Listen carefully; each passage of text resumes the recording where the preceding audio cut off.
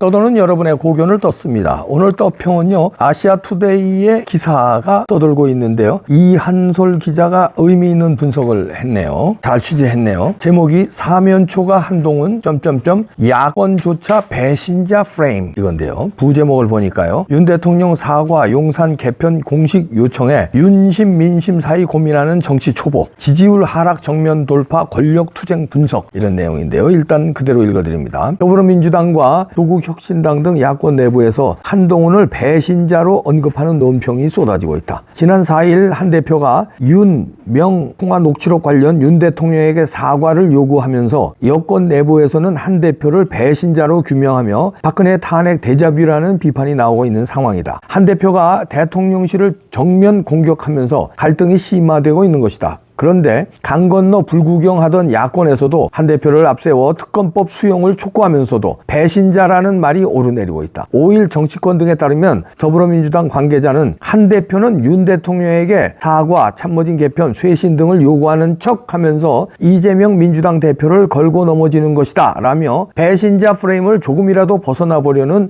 안타까운 몸부림에 불과하다고 밝혔다. 지난달 31일 윤 대통령과 명태균 씨의 통화 내용 일부가 공개된 이후 한 대표는 나흘간 침묵을 이어왔다. 그러다 침묵을 깨고 내뱉은 말은 대통령 사과, 용산 전면 개편, 쇄신 개각, 김 여사 활동 중단 등이었다. 정치권에서는 한 대표가 야권이 김건희 여사 문제를 연결고리로 대통령 탄핵까지 거론하며 대대적인 공세에 나서고 있고 국정 지지율이 최저치를 기록한 만큼 정면 돌파 전략을 세웠다고 분석하고 있다. 김민석 민주당 수석 최고위원도 MBC 라디오 김종배 시선 집중에서 한 대표의 요구사항과 관련해 한 대표 본인의 명분을 잡고 나 배신자는 아니야 이야기를 위한 것이다. 그러면서도 국민에게는 윤 대통령 편 만드는 사람도 아니다 라는 이야기를 위한 것이다 라며 늘 그 중간선을 찾느라 어려움이 많을 것 같다고 생각한다고 밝혔다. 박성준 민주당 수석 부대표는 윤심과 민심 사이에서 전전긍긍하는 한 대표는 이제 결단해야 한다. 무슨 한가한 소리인가 라며 이런 낮은 수준의 요구는 몇 달 전에나 해야 했던 것이다. 이렇게나 감이 떨어져서 어떻게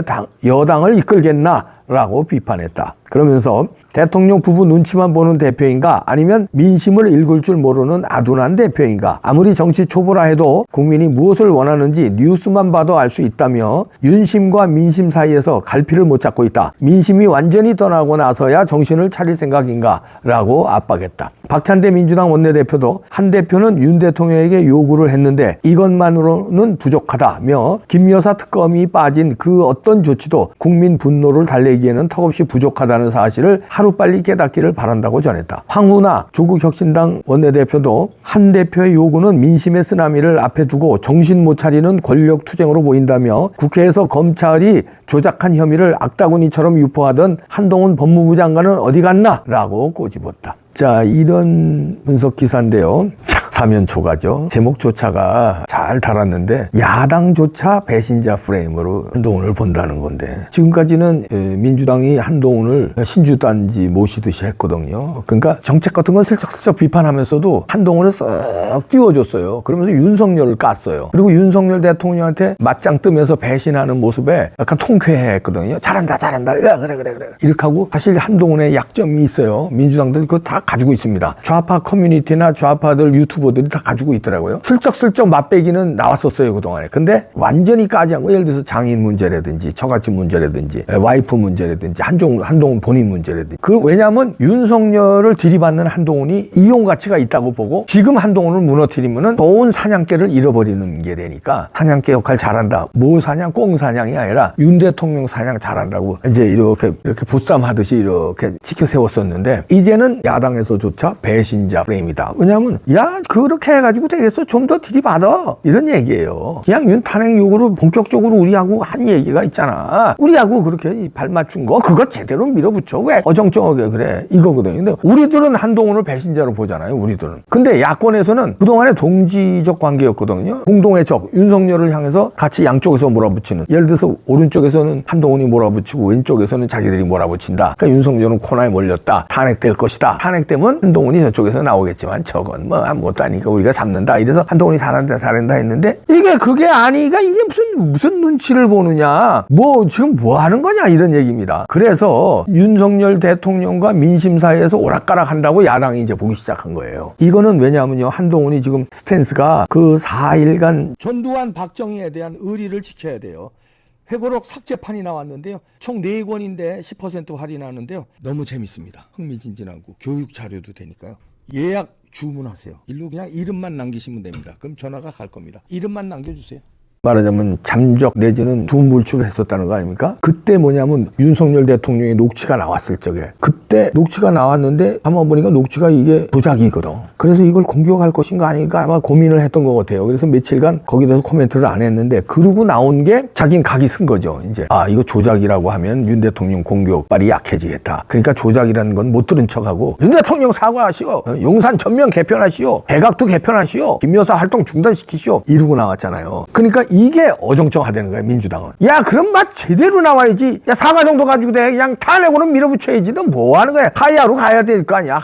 윤 대통령 하야로 가야 될 거 아니야? 너 지금 우리 도와주는 거야? 뭐야? 너 지금 누구 눈치 보는 거야? 이렇게 나온다는 거예요. 윤 대통령 사과하라는 얘기 나온 것도 우리한테는 큰 배신이잖아요. 왜냐면 녹취가 조작이 안 됐다고 칩시다. 100번 양보해도. 그래도 그러면 안 되는 거예요. 조작이 안 됐어도 윤 대통령 육성이 100% 맞아도 그 말 조작한 육성이 아니라 아주 그대로 17.5초가 끊어짐 없이 예를 들어서 세 군데에서 조작한 거 아니라 그대로 통으로 있다고 해도 한동훈이 여당 대표였으면 대통령을 두둔해야 돼요. 그 내용 자체도 큰 게 아니에요. 조작했는데도 별거 아니거든요. 그런데 그걸 가지고 사과하라는 거 아니에요? 그런데 하물며 조작했는데 조작한 건 모른 채 하고 조작에 대해서는 지금까지 공격 한마디도 안 하고 있습니다. 세상에 당 차원에서 조작을 하고 공표를 한 건데 그러면 난리를 쳐야 될 거 아니에요. 이걸로 판 끝내야 돼요. 다른 거 없어요. 이걸로 그냥 민주당 해산으로 들어가고 민주당은 당 전체가 조직범죄다, 조폭이다 그러고 판 끝내야 되는데 입방 끝도 안 하고 대통령 사과로 하니까 우리는 여기서 이제 완전히 접은 거 아닙니까? 저도 방송에서 얘기했잖아. 이제는 접었다. 일말의 기대도 없다. 최악의 발언이었다. 그러고 제가 논평을 했는데 민주당에서는 우리가 생각하는 그 최악의 발언이 민주당에서는 그게 약간 부족했다는 거예요. 그 배신자 프레임이 되는 거예요. 사과 가지고 사과만 물고 늘어지면 안 된다는 거예요. 개각 개편 이런 건 관심도 없고 특검 몰아가야지. 김건희 특검. 그리고 윤석열 하야, 윤석열 퇴진 이렇게 몰아가야지. 무슨 사과만 얘기해. 이렇게. 한동훈은 그러니까 이쪽의 배신자 저쪽의 배신자 양쪽에 찍힌 거예요. 원래 박헌영이가 그거 아닙니까? 박헌영이가 그때 그래서 김일성한테 그 숙청당한 거 아니에요. 결국은 대한민국에는 간첩질을 하고 대한민국에서는 공적이었지만 공산주의 공산당 김일성 집단에서도 배신자가 된 거예요. 원래 그런 겁니다. 지금 우리가 상상 못하는 현상이 트럼프가 왜 제가 이거 지금 녹화하고 있는 시점에 트럼프가 상당히 거의 당선이 유력한 것처럼 나오는데 아직 확정은 안 됐습니다. 확정은 안 됐는데 승리 확률 95%, 병합주 두 곳에서 승리해서 5곳 우세했다. 그래서 선거인단을 247명 긁어 모았고 해리스는 214명밖에 못 모았는데 거의 트럼프가 당선된 것 같습니다. 그러면은 아직 확정됐으니까 될 것 같은데 왜 그런 현상이 나올까요? 트럼프는요 이 눈치 저 눈치 안 봐요. 그게 미국인들을 안정시킨 거예요. 달러 강세되고요. 지금 미국의 경제 수치가 다 좋아지고 있어요. 트럼프 당선 예측이 나오는 순간. 왜 그러냐면 미국을 강력하게 만들 것 같다는 믿음을 줬다는 거예요. 그냥 별별 말을 다 하잖아요. 트럼프는. 이쪽 눈치 저쪽 눈치 앉아. 그냥 미국을 위해서 욕을 먹어가면서도 그냥 다 얘기하는 거 아니에요. 우방국에 욕을 먹든 말든. 그런데 나중에 알고 보면 우방국한테도 우리한테도 좋은 거예요. 하여튼 눈치 보지 않는 소신 이게 맥히는 건데 한동훈은 배신자로 찍혔는데 소신이 배신자예요. 트럼프는 여러 가지 마초 이미지, 난봉꾼 이미지, 무슨 별의별 문제아적 이미지가 있는데도 국가를 리드할 어떤 자기의 그 행동과 철학에는 눈치 보지 않는다는 게 있거든요. 배신하지 않는다는 게 있거든요. 그런데 한동훈은 배신자 이미지가 있고 심지어 눈치까지 봐. 국민 하는 게 눈치 보는 거 아니에요? 트럼프는 국민 팔지 않아. 그냥 자기가 막 주장하지. 자기가. 그리고 따라오라 이러잖아요. 근데 한동훈은 자기 주장을 얘기하면서 국민이 자기 주장에 동의해 줄 거래. 이봉규 같은 국민은 동의 안 하는데도 국민이 동의할 거래요. 그리고 윤석열 대통령이 국민을 따라야 된대잖아요. 국민이 윤석열 지지하는 국민이 얼마나 많은데 모든 국민이 자기 합리화로 시켜요. 그게 비겁한 거거든요. 내가 뭘 주장하면서 나를 따르라가 아니라 국민이 이렇게 생각한다고 거기 쓱 얹히려고 그래. 그래 비겁하면서 배신행위를 하니까 안 된다는 거예요. 제목 보세요. 좌파에서도 한동훈을 배신자로 낙인 찍었다. 한동훈은 끝났습니다. 두고 보십시오. 끝났어요.